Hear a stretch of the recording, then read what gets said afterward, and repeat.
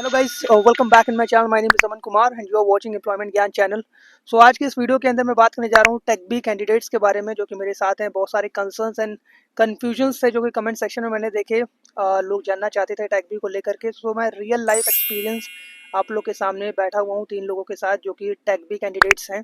तो इनका real life experience जानेंगे कि कैसे ज्वाइनिंग करी, क्या क्या क्वेश्चंस होते हैं, बेसिक थिंग्स। जितने मेरे से सपोर्ट हो पाएगा आप लोग को, I will try my best to support you guys, right. So let's get started for the first. सो आप बताइए अपना नाम सर। मेरा नाम है मोहित कौर और मैं हरियाणा से हूँ। मेरा नाम है दिवित पाठक, मैं महाराष्ट्र से हूँ। और मेरा नाम है सोमेश पवार और मैं भी महाराष्ट्र से हूँ। ओके गाइस, आप इतना बताइए मेरे को कि बेसिकली ज्वाइनिंग प्रोसेस क्या रहता है इसका, किस तरीके से अगर कोई नया बंदा है, उसने इंटरमीडिएट पास आउट किया है, तो वो इसको कैसे ज्वाइन कर सकता है, कोई बता सकता है? बेसिकली सबसे पहले आपका एप्टीट्यूड टेस्ट होता है। सबसे पहले आपका एप्टीट्यूड टेस्ट होता है, देन उसके बाद आपका होता है प्री वर्सेंट। वर्सेंट 3 होते हैं, प्री वर्सेंट, मिड वर्सेंट और पोस्ट वर्सेंट। उसमें जो प्री वर्सेंट होता है वो सिलेक्शन के लिए होता है। तो सबसे पहले आपका एप्टीट्यूड टेस्ट में बेसिक जो मैथमेटिक्स होता है, बेसिकली 9-10 तक के लेवल का वो होता है। उसमें बिल्कुल जनरल क्वेश्चंस होते हैं उसके अंदर, और वो भी ऑनलाइन होता है और एमसीक्यू बेस होता है वो भी।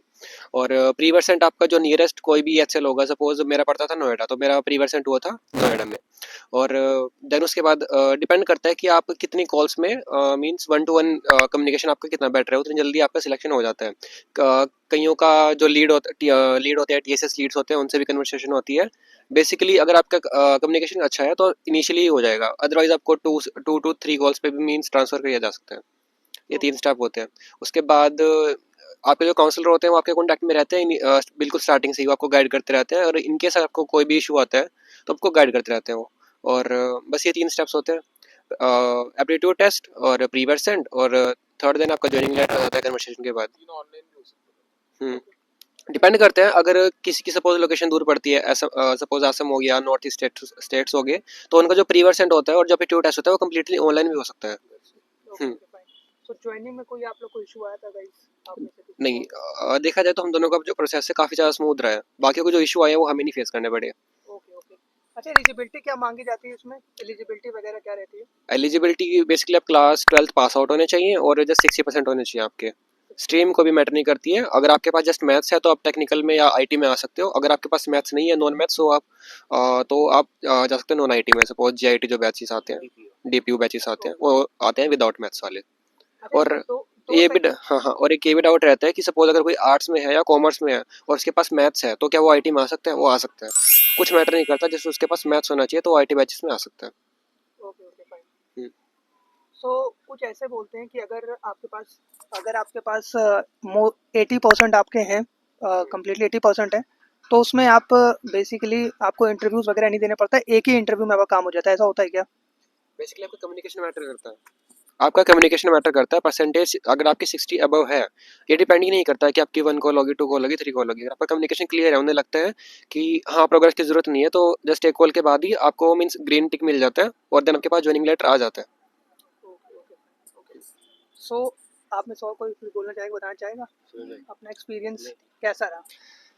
अभी तक तो एक्सपीरियंस वैसे अच्छा रहा, भाई ने सभी बता दिया है। वैसे एक चीज़ होती है कि जीआईटी नाम की जो बैच होती है उसमें मैथ्स लगता है, और डीपीओ के लिए नॉन मैथ्स है, और हम आईटी वालों के लिए मैथ्स होता है।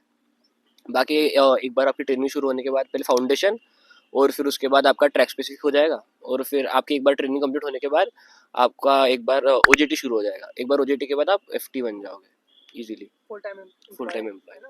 कुछ बताना चाहेंगे भाई अपना experience? बेसिकली आईटी के लिए 6 मंथ का ये रहता है सीआरटी क्लास ट्रेनिंग जो होती है, और जो नॉन मैथ है तो उनको डीपीओ में डालते हैं, तो उनका 4 मंथ्स का ये रहता है क्लासरूम ट्रेनिंग। उसके बाद फिर इंटर्नशिप चलती है, देन फिर नेक्स्ट ईयर आपको कॉलेज मिलता है।